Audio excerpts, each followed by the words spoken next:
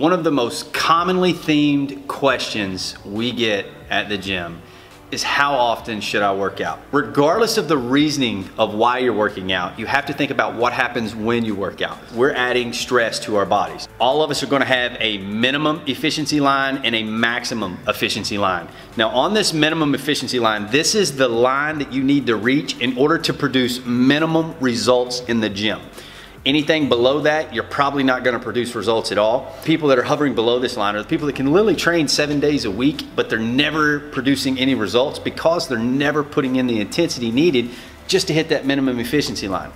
All right, now you're talking your maximum efficiency line. Now at that maximum line, we wanna teeter on that. That's the sweet spot. You're teetering on that as much as you possibly can without going over it. Going under it, you're still gonna produce results. If you're between that minimum and maximum efficiency line, you're still gonna produce results in the gym.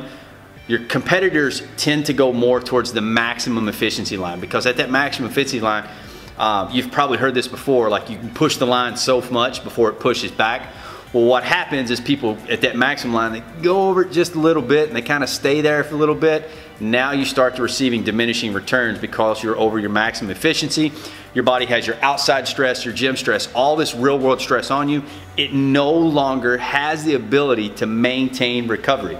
And that's where we begin to produce negative results in the gym. In my experience, there's 3 really big deciding factors that can help us with our recovery in relation to the distance between the minimum and maximum efficiency training lines. First and foremost is sleep, not diet, sleep guys. Adequate sleep is gonna be your big key to recovery. Second would be your diet, nutrition. The third one, unfortunately, you're gonna have no control over whatsoever, and that is your age.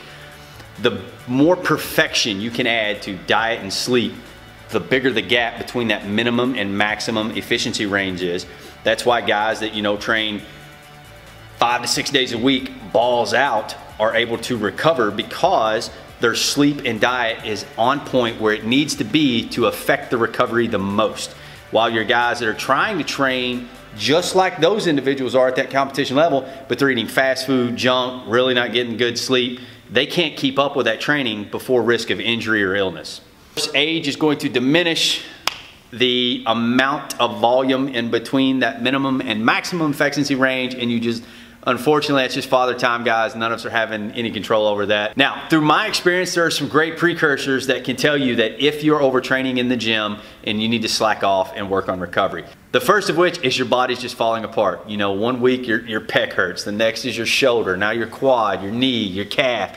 Every day that you come in the gym, it just seems like there's this new injury and it all hurts. Okay, chances are you're overtraining, your diet's wrong, your sleep is wrong, you're training too much, and your body has just got so much stress involved with the outside world and your training, it lacks the ability to recover, and now you're just training, and now this is where you begin to digress in your training. So if you're experiencing a lot of little nagging injuries, it's probably a really good idea to take a deload week. Another one that I have experienced several times, I've had competitions coming up, I've trained really hard for, 1 to 2 weeks out from the competition, I get sick. It's happened several times. If any precursor for me that tells me that I'm overtraining is I usually get sick. I'm not talking like a cold, I'm talking almost flu-like sick. So what happens with that, guys, is, again, with that stress, our immune system, our central nervous system no longer has the ability to fight off any infection that we may come in contact with, and you're just not gonna recover and you're gonna get sick.